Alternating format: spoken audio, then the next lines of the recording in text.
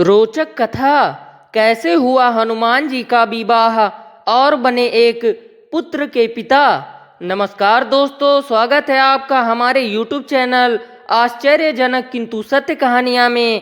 और आज हम आपको हनुमान जी का विवाह और उनके पुत्र के विषय में कुछ जानकारियाँ बताने वाले हैं जो शायद ही आपको नहीं पता होगी। हनुमान जी को बाल ब्रह्मचारी माना जाता है, यह बात पूरी तरह से सत्य है।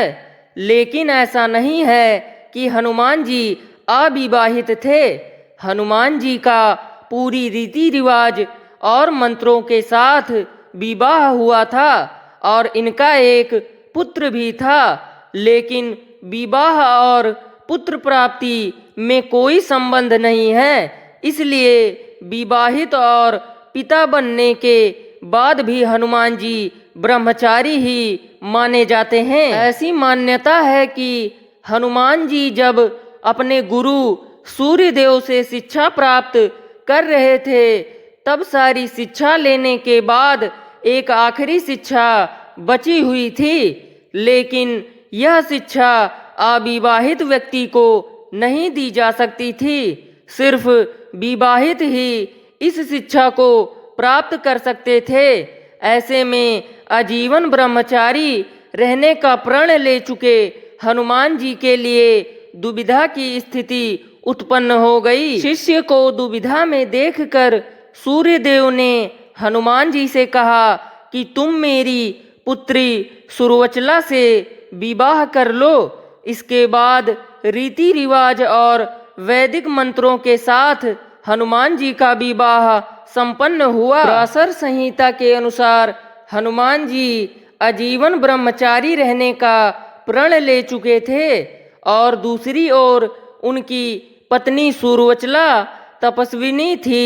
ऐसे में हनुमान जी की पत्नी विवाह के बाद वापस तपस्या के लिए चली गई।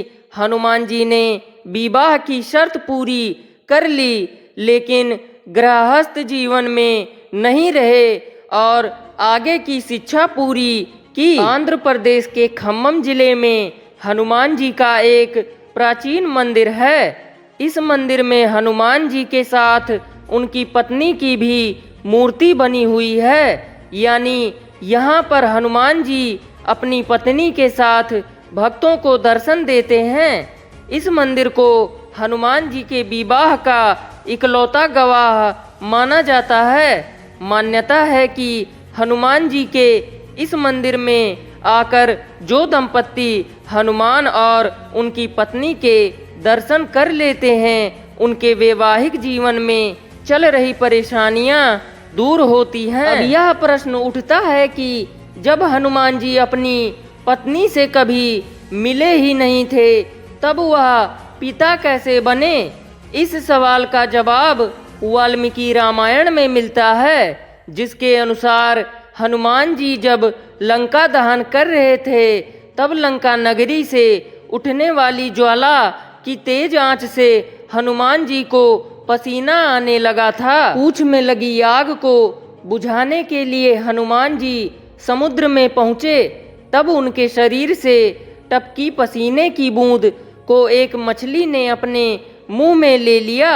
इससे मछली गर्भवती हो गई और वानर रूपी मानव का जन्म हुआ, जिसको बाद में रावण के भाई अहिरावण ने पाताल लोक का द्वारपाल बना दिया। आपको यह जानकारी कैसी लगी नीचे कमेंट में बताएं और ऐसे ही कहानियों के लिए चैनल को सब्सक्राइब करें।